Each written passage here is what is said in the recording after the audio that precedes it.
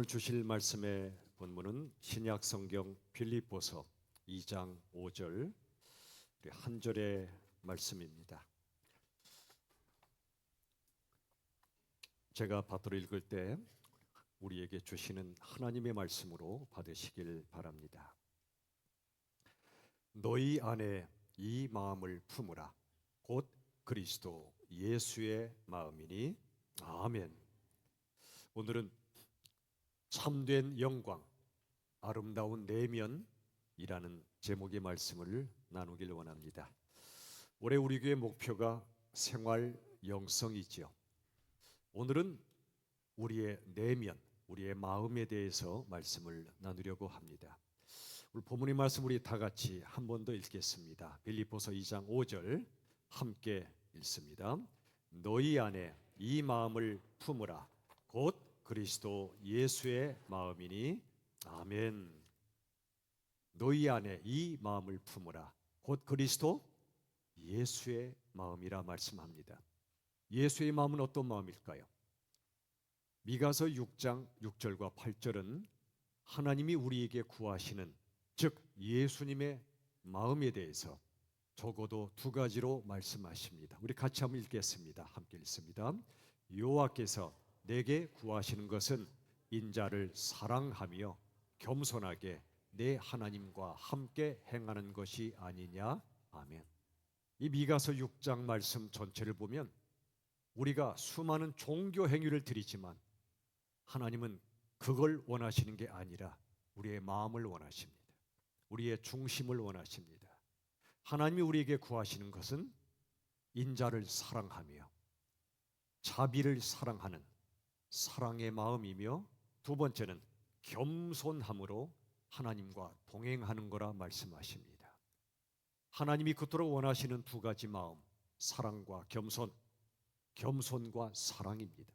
오늘 본문의 말씀 빌립보서 2장 5절 앞뒤에 보면 이 두 가지 마음에 대해서 말씀해 주십니다. 먼저 겸손의 마음입니다. 자, 오늘 본문 앞쪽 빌립보서 2장 3절의 말씀 우리 다 같이 함께 읽습니다. 아무 일에든지 다툼이나 허용으로 하지 말고 오직 겸손한 마음으로 각각 자기보다 남을 낮게 여기고. 예수님의 마음은 먼저 겸손한 마음이라 말씀하십니다. 근데 겸손을 잃어버리면 다툼과 허용으로 나아갑니다. 다툼은 분쟁이죠. 가정마다, 교회마다, 세상은 말할 것도 없습니다. 나라와 나라 사이에 분쟁이 얼마나 많습니까? 또 한 가지 허영입니다. 허영은 헛된 영광을 말합니다. 이 다툼과 허영의 한 뿌리가 있습니다. 그건 바로 교만입니다. 선악과 사건의 본질, 인간의 죄성의 가장 뿌리 깊은 본질인 교만입니다. 나는 옳아, 나는 너보다 낫지, 이런 교만한 생각 때문에 서로 싸움고 다툽니다. 사람들은 너보다 나를 더 인정하지, 이러한 헛된 영광을 구하며 삽니다. 출애굽기 32장 9절에 보면 금송아지 우상 숭배 사건이 나오죠. 모세가 하나님의 말씀을 받으러 시내산에 올라갔을 때 기다리도 님은 오지 않으니까 결국 그들은 우상을 숭배하고 맙니다.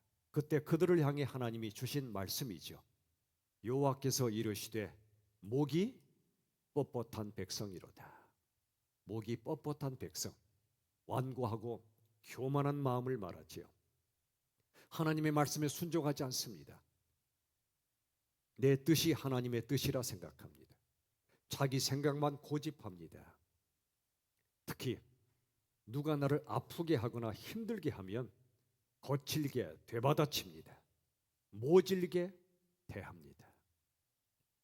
이게 우리의 모습 아닌가 싶습니다. 이런 교만이 우리 마음의 뿌리 깊은 곳에 자리 잡고 있지는 않습니까? 이런 교만이 어떻게 해야 겸손과 온유함으로 변화될 수 있을까요? 길은 하나뿐입니다. 한 분을 만나야 합니다. 그분은 예수님이십니다. 오늘 본문 바로 뒤에 빌립보서 2장 6, 7절은 예수님이 어떤 분이신가를 이렇게 말씀합니다. 우리 같이 한번 읽겠습니다. 그는 근본 하나님의 본체시나 하나님과 동등됨을 취할 것으로 여기지 아니하시고 오히려 자기를 비워 종의 형체를 가지사 사람들과 같이 되셨고. 아멘. 예수님은 근본 하나님의 본체십니다. 하나님 자체이신 분입니다. 그런데 하나님과 동등되다 주장하지 않으십니다. 진정한 겸손입니다. 오히려 자기를 비웁니다.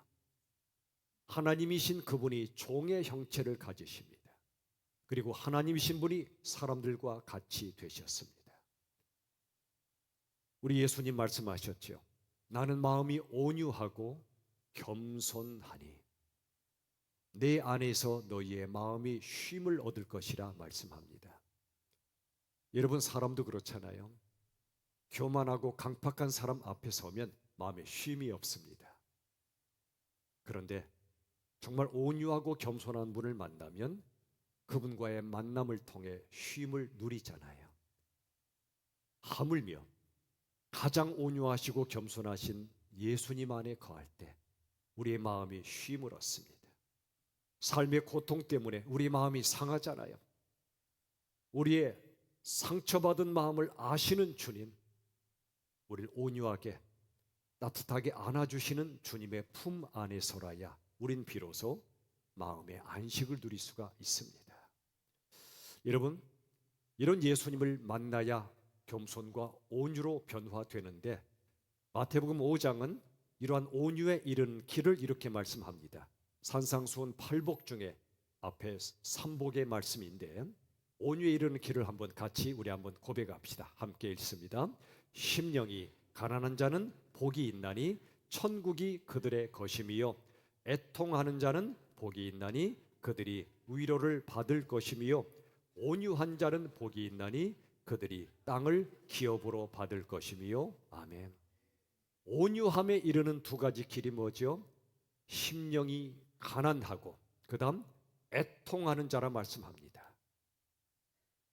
온유함은 이 두 가지를 통과하고 나서야 생기는 마음이에요. 심령의 가난함이 뭐죠? 예수님 없이는 나 같은 자가 구원받을 길이 전혀 없음을 깨닫는 마음이죠. 예수님 없이는 내게 아무런 소망이 없고 예수님 없는 나는 아무것도 아님을 절절히 고백하는 마음이 심령의 가난함입니다. 그리고 애통함이 뭐죠? 이것은 내가 예수님을 십자가에 못 박았다는 통렬한 애통함. 우리가 지금 사순절을 지나고 또한 고난주간을 향해 나아갑니다. 예수님을 십자가에 못 박은 사람이 바로 나라는 통렬한 자각, 슬픔, 이게 바로 애통입니다. 여러분, 온유함은 심령의 가난함과 애통함을 통과할 때만 우리 안에 생긴다는 걸 잊지 마십시오. 우리 사순절을 지나며 얼마나 우리의 마음이 가난해져 있습니까? 내가 예수님을 못 박았다는 내 죄에 대한 애통함이 있습니까? 이 두 가지가 없으면 온유함은 생기지 않습니다. 이 두 가지가 있을 때 온유함이 우리 안에 생깁니다. 갈라디아서 5장 22절 이하를 보면 성령의 열매에 대해서 말씀하는데요. 감사하게도 제가 자세히 설명할 필요가 없겠습니다. 왜냐하면 신 목사님께서 수요예배 때마다 성령의 9가지 열매를 조목조목 말씀하고 계시기 때문에 그렇습니다. 자, 그래도 우리 한번 핵심을 읽어보죠. 22절로 26절 우리 함께 읽겠습니다. 성령의 열매는 사랑과 희락과 화평과 오래 참음과 자비와 양선과 충성과 온유와 절제니 그리스도 예수의 사람들은 그 정욕과 탐심을 십자가에 못 박았느니라. 헛된 영광을 구하여 서로 노엽게 하거나 서로 투기하지 말지니라. 아멘. 이 말씀을 뒤집어 끝에서부터 보죠. 헛된 영광, 아까 빌립보서는 허영이라 말씀합니다. 그리고 서로 노엽게 합니다. 서로 투기, 시기하고 질투하고 싸웁니다. 왜 이런 삶을 사는가? 그 앞에 나옵니다. 정욕과 탐심을 또 교만을 십자가에 못 박지 않았기 때문입니다. 내 자아가 시퍼렇게 살아있기 때문에 가정에서 교회에서 서로 싸우는 겁니다. 목소리가 커지는 겁니다. 서로 노엽게 하고 시기 질투합니다. 그런데 십자가에 못 박을 때, 내 자아를 십자가에 못 박을 때 비로소 성령의 열매가 맺혀집니다. 사랑으로부터 시작해서 온유와 절제에 이르는 이러한 열매를 성령께서 맺어 주신다는 겁니다. 잘 보십시오. 언제 온유함으로 나아갈 수 있나? 내 자아가 예수님과 함께 십자가에 못 박혔을 때만 이 열매가 맺힌다는 겁니다. 그러면 내 뜻과 내 생각을 하나님의 뜻, 하나님의 생각 앞에 내려놓게 됩니다. 특별히 나를 아프게 한 사람이 있을 때 그에게 거칠게 되받아치거나 모질게 대하지 않고 오히려 따뜻하고 겸손하게 대하게 됩니다. 여러분, 구원이 뭐죠? 우리 영상으로 같이 한번 고백합시다. 구원은 이것입니다. 함께 시작. 구원은 예수님을 십자가에 못 박은 자로부터 예수님과 함께 십자가에 못 박힌 자로 변화되는 것이다. 저를 따라합시다. 못 박은 자에서 못 박힌 자로. 이게 구원받은 자의 변화의 모습이에요. 내가 예수님을 십자가에 못 박았다는 통렬한 애통함이 있고, 근데 놀라운 건 예수님이 십자가에 못 박히실 때 나와 함께 못 박히셨다는 사실. 내가 구원받았다는 건 내 자아가 예수님과 함께 십자가에 못 박혔다는 사실을 깨닫는 것입니다. 여전히 십자가에 못 박고 있지는 않으십니까? 내 교만으로, 내 분노로, 내 오름으로. 그런데 심령이 가난해지고 애통함을 통해 온유함을 이루고 겸손으로 이룬 사람은 못 박은 자에서 못 박힌 자로 변화됩니다.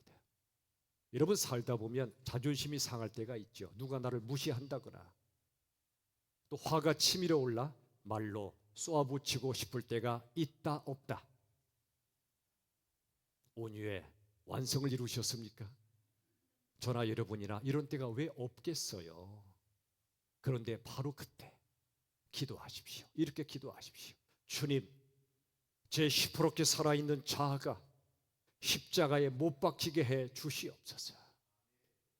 내 안에 교만과 분노를 내려놓는 겸손과 온유의 능력을 주시옵소서. 이렇게 기도하는 저와 여러분 될 수 있기를 간절히 바랍니다.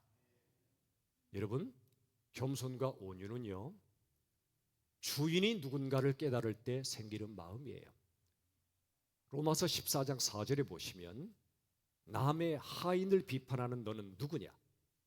그가 서 있는 것이나 넘어지는 것이 자기 주인에게 있다고 말씀합니다. 무슨 뜻이죠?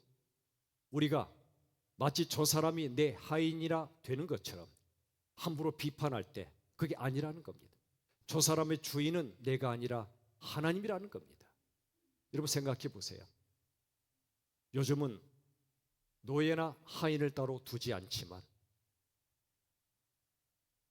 하인을 두는 두 집이 있다고 생각해 보세요. 내 하인이 아니에요. 남의 하인이에요. 함부로 이웃집의 하인을 내가 뭐라 말하면 됩니까?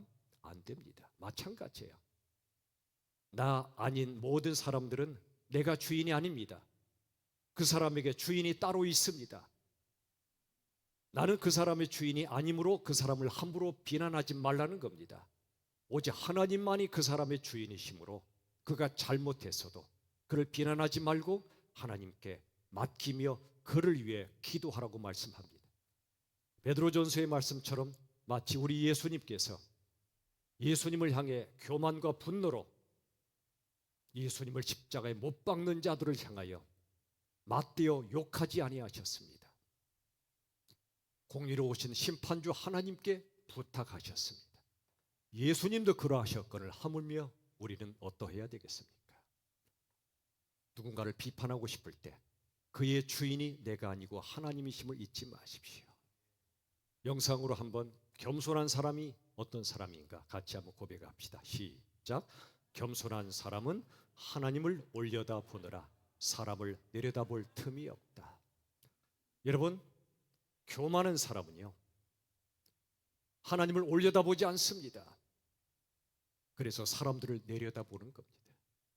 내가 혹시 누군가를 자꾸 내려다보고 있다면 내가 하나님을 진정으로 올려다보고 있지 않다는 증거입니다. 반대로 심령의 겸손함과 가난함과 그리고 애통함을 통과하여 겸손과 온유에 이른 사람은 끊임없이 하나님을 올려다봅니다. 하나님을 올려다보기 때문에 다른 사람을 내려다볼 시간이 도무지 없습니다. 부디 저와 여러분 우리 모두 끊임없이 하나님을 올려다보고 하나님과 대면하여 어느 누구도 내려다보지 않는 진정한 겸손과 온유의 사람으로 변화될 수 있기를 주님의 이름으로 축원합니다. 그리스도의 마음, 첫 번째가 겸손이라면 두 번째는 사랑의 마음이지요. 자, 오늘 본문 바로 앞에 빌립보서 2장 2절, 자, 마음을 같이하여 같은 사랑을 가지고 그랬습니다. 사랑의 마음을 가지라는 겁니다. 자, 4절 보십시오. 빌립보서 2장 4절 우리 다 함께 읽습니다. 각각 자기 일을 돌볼 뿐더러 또한 각각 다른 사람들의 일을 돌보아 나의 기쁨을 충만하게 하라. 아멘. 여러분, 자기를 돌보십시오. 자기를 돌보는 건 귀한 일입니다. 다만 거기에 머물지 마십시오. 자기 일만 돌보는 걸 가리켜 이기주의라고 말합니다. 나밖에 몰라요. 이웃에게 관심이 없어요. 내 자식밖에 몰라요. 이웃집의 자식에게 관심이 없어요. 내 교회밖에 몰라요. 이웃 교회에 관심이 없어요. 내 나라밖에 몰라요. 이웃 나라에 관심이 없어요. 그러지 말라는 겁니다. 이기심을 뛰어넘는 마음이 사랑인데 2장 4절 하반절에 보시면 각각 다른 사람들의 일을 돌보아 나의 기쁨을 충만하게 하라. 여러분, 한번 스스로 테스트해 보실래요? 자, 남의 눈에서 티끌이 보일 때 어떤 마음을 가져야 할까요? 주님은 말씀하셨죠. 남의 눈에 티끌만 보고 내 눈에 들보를 못 보는 그런 오를 범하지 말라고 말씀하죠. 그런데 여기서 한 걸음 더 나아가시면 좋겠어요. 남의 눈에서 티끌이 보일 때 그 티끌 때문에 이 사람이 얼마나 아플까? 티끌 때문에 눈이 아프진 않을까? 거기까지 걱정해 주는 마음, 그게 바로 사랑이에요. 이런 겁니다. 누군가에게 죄가 보여요. 잘못이 보여요. 부족함이 보일 때 당신 티끌이 있잖아. 사정없이 비난하는 것이 아니고 원전은 이 사람의 티끌보다 내 들보가 크다. 이 사람의 허물보다 내 허물이 더 크다 라고 생각할 뿐 아니라 더 나아가 이 사람이 이 죄를 가지고 사느라고 얼마나 힘들까? 이 사람이 이런 부족한 모습으로 사느라 얼마나 힘들까? 티끌 때문에 눈이 아프겠구나 라고 걱정해 주는 거기까지 가야 비로소 예수님과 가까워진 상태입니다. 참 멀죠. 여기까지 간다는 게. 그러나 우린 이 걸음을 멈출 수 없습니다. 이런 일이 있었습니다. 한 재래시장을 지나던 손수레가 있었는데요. 나이 어린 손자가 할머니의 손수레를 끌고 갔었습니다. 그런데 이 아이가 실수해서 길가에 세워둔 외제 승용차, 아주 비싼 승용차를 푹 하고 긁어버렸습니다. 이 손수레 안에는 콩나물 한 봉지와 바나나 한 송이가 담겨져 있었습니다. 아마도 할머니가 손주에게 콩나물국을 끓여주시고 콩나물 무침을 해주려고 하셨겠죠. 먹고 싶었던 바나나 한 송이도 담겨져 있었습니다. 이 아이는 신나서 손수레 끌고 가다가 실수한 겁니다. 할머니는 깜짝 놀랐죠. 차주에게 이 상황을 알리고 싶었지만 핸드폰이 없는 겁니다. 그러자 지나가던 학생이 차주에게 번호를 보고 전화를 걸었습니다. 자초지종을 설명했습니다. 차주가 달려왔습니다. 이 차주가 도착하자마자 뭐라고 할머니에게 말했을까요? 여러분이라면, 여러분이 차주라면 뭐라고 말씀했겠습니까? 여러분 중엔 그런 분이 안 계시겠지만 수많은 사람은 이렇게 말할 겁니다. 할머니, 이 차 얼마짜린지 아세요? 라고 말했을지 모릅니다. 그런데 놀랍게도 이 차주는 할머니에게 고개를 숙이며 정중히 사과하는 겁니다. 할머니 정말 죄송합니다. 제가 바쁜 일이 있어서 도로 옆에 주차함으로 할머니 지나가시는 일에 지장을 드렸던 저의 잘못입니다. 죄송합니다. 할머니나 아이에게 책임을 묻기는커녕 전적으로 내 잘못임을 고백하고 사과한 겁니다. 멋지다, 안 멋지다? 멋지다. 이런 분이 비싼 외제차 탈 만한 분이에요. 차격이 인격은 아닙니다. 차의 품격이 인간의 품격은 반드시 일치하진 않아요. 이분은 큰 차를 타든 작은 차를 타든 상관없이 예수님을 닮은 인격과 성품을 가진 분이죠. 예수 믿는 분들이 이렇게 살면 참 좋겠어요. 안타깝게도 그렇지 않을 때가 많아요. 그런데 이분은 참 멋지지 않습니까? 다른 사람에게 부족과 허물과 실수를 발견했을 때 그로 인해 내가 손해보고 아프고 힘들었을 때 어떻게 반응하는가가 그 사람의 영성의 현주소입니다. 직분과 상관없어요. 제가 목사? 아무런 상관없어요. 여러분, 우리들은 교만과 분노로 삽니까? 이기심으로 삽니까? 아니면 겸손과 온유와 사랑으로 삽니까? 여러분, 구원받는 건 100% 하나님의 은혜지만 예수님을 닮아가는 건 전적으로 우리의 책임입니다. 이 책임을 다하기 위해 어떻게 해야 될까요? 그러면 영상으로 한번 같이 고백합시다. 시작.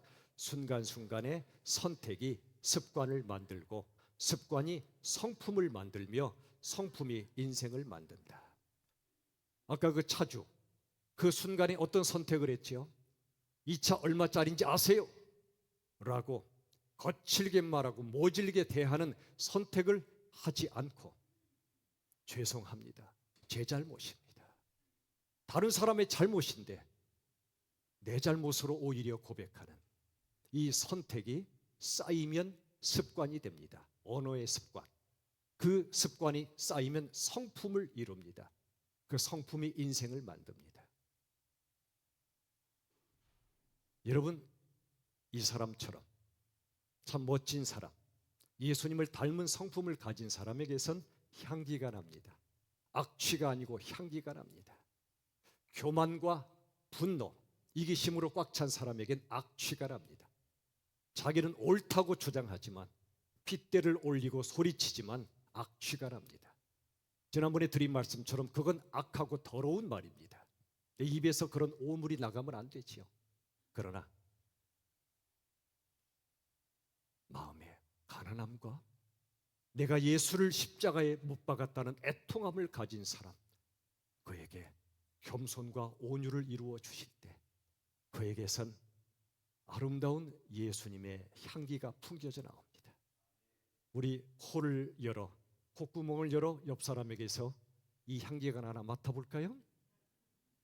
다른 사람에게서 맡아보지 마시고 자신에게서 맡아보십시오. 유한, 당신에게선 악취가 나는가 향기가 나는가? 예수님을 닮지 못해서 아파하는 그 사람, 예수님 내가 죽였다고 고백하며 애통하는 사람에겐 겸손과 온유가 이루어지기 시작합니다. 그 사람에게선 숨길 수 없는 예수님의 향기가 풍겨져 나옵니다. 여러분, 향수 냄새 숨길 수 있어요? 못 숨깁니다. 마찬가지로 그리스도의 향기도 숨길 수 없어요. 고린도후서 2장 15절의 말씀처럼 우리는 하나님 앞에서 그리스도의 향기입니다. 예수님을 닮은 겸손의 향기, 사랑의 향기, 겸손과 사랑으로 가득한 인격과 성품의 향기는요, 숨길 수가 없어요. 사람들에게 전해지게 되어 있습니다.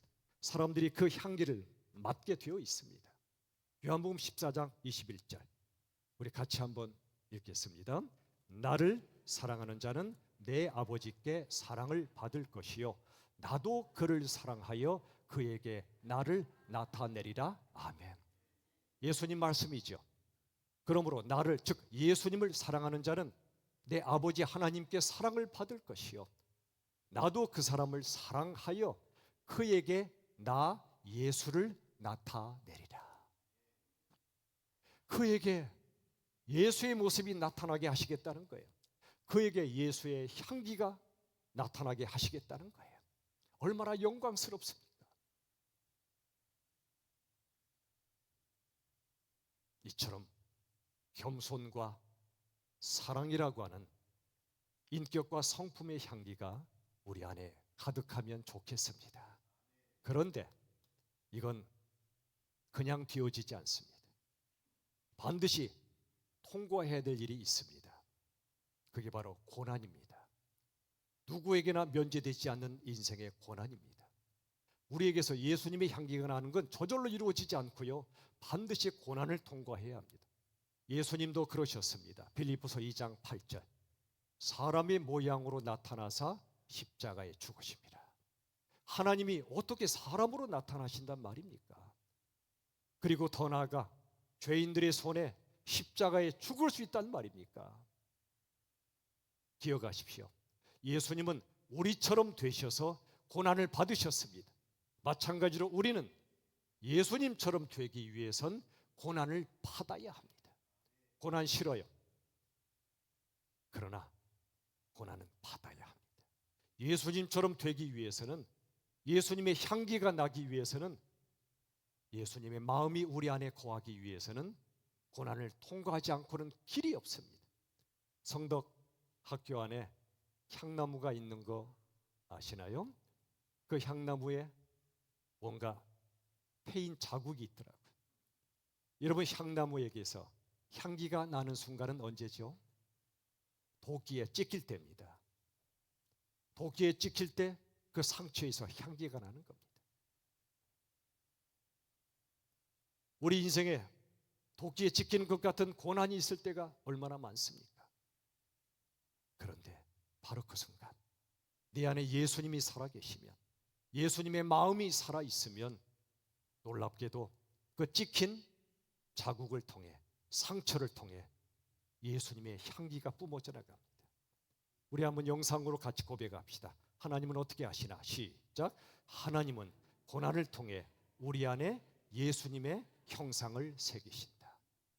우리 안에 예수님의 형상이 새겨지는 것 얼마나 영광스러운 일입니까? 이건 억만금을 가지는 것보다, 세상의 모든 걸 가지는 것보다 더 영광스러운 것입니다. 그런데 우리 안에 예수님의 형상이 새겨지는 건 고난을 통해서만 이루어진다는 겁니다. C.S. 루이스가 이 말을 다르게 풀었습니다. 하나님은 당신이 들어와 사실 궁전을 우리 안에 지으신다.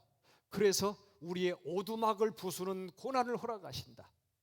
우린 우리의 오두막이 부서지면 견디질 못합니다. 하나님, 어찌하여 제 삶의 오두막을 부수시는 겁니까? 육체의 오두막이든 삶의 오두막이 부서지면 고난 앞에 무너질 때가 얼마나 많습니까? 그런데 하나님은 뜻이 있습니다. 우리의 오두막이 부서지는 고난을 허락하시는 뜻은 뭐냐? 이 고난을 통해 우리 마음이 당신이 들어와 사실 궁전, 즉 아름답고 거룩한 성전을 짓고 계시다는 겁니다. 그렇습니다.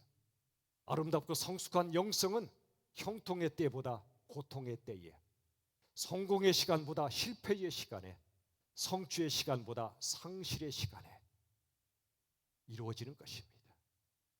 여러분 삶의 고통과 실패와 상실의 고통을, 시간을 지나가고 계십니까? 우리 주님이 힘주시기를 간절히 바랍니다. 더 나아가 믿음을 가지십시오. 이 고난을 헛되게 하지 않으시고 찍힌 향나무에게서 향이 뿜어져 나가듯이 뼈 아프고 깨질 것 같은 이 고통의 시간을 통해 내 안에 예수님의 마음이 머뭅니다. 깊은 겸손과 온유함으로, 그리고 깊은 사랑으로. 그래서 예수님을 닮은 아름다운 영성을 우리 안에 이루어 가신다는 걸 믿으시기를 바랍니다. 말씀을 맺겠습니다. 사랑하는 여러분, 참된 영성이 뭘까요? 참된 영성은 골방의 기도를 통해 이루어지는 동시에 골방의 기도를 넘어 일상의 인격으로 완성되는 것입니다. 내 안에 교만하고 이기적인 자아를 죽여주시옵소서. 교만과 이기적인 자아를 십자가에 못 박아 주시옵소서. 그리하여 누구 앞에서도 겸손하고 온유하며 사랑이 가득한 예수님의 성품이 머물고 그 성품이 흘러나가는 생활 영성의 사람으로 훈련되어져서 저와 여러분 우리 모두가 아름답고 영광스러운 성품 예수님을 닮은 작은 예수의 삶을 살아갈 수 있기를 우리 주 예수님의 이름으로 축원합니다. 기도합시다. 하나님 아버지, 이 시간에 우리 안에 예수님의 마음을 갖기를 소원합니다. 주님, 그러나 예수님의 마음, 겸손과 온유 그리고 사랑의 마음을 갖기 위하여 먼저 주님 없이 나는 아무것도 아니라는 마음의 가난함을 주시고 내가 예수님을 십자가에 못 박았다는 통렬한 애통함을 주시옵소서. 그리하여 가난함과 애통함을 통과하여 내 안에 예수님을 닮은 겸손과 온유를 허락해 주시옵소서. 내 자아가 십자가에 못 박혔음을 믿게 하시고 그리고 정말 우리 주님, 우리 위에 십자가 사랑으로 우리를 구원하신 그 사랑의 마음이 우리 안에 가득 넘치게 하여 주시옵소서. 살아계신 예수님의 이름으로 간절히 기도드리옵나이다. 아멘.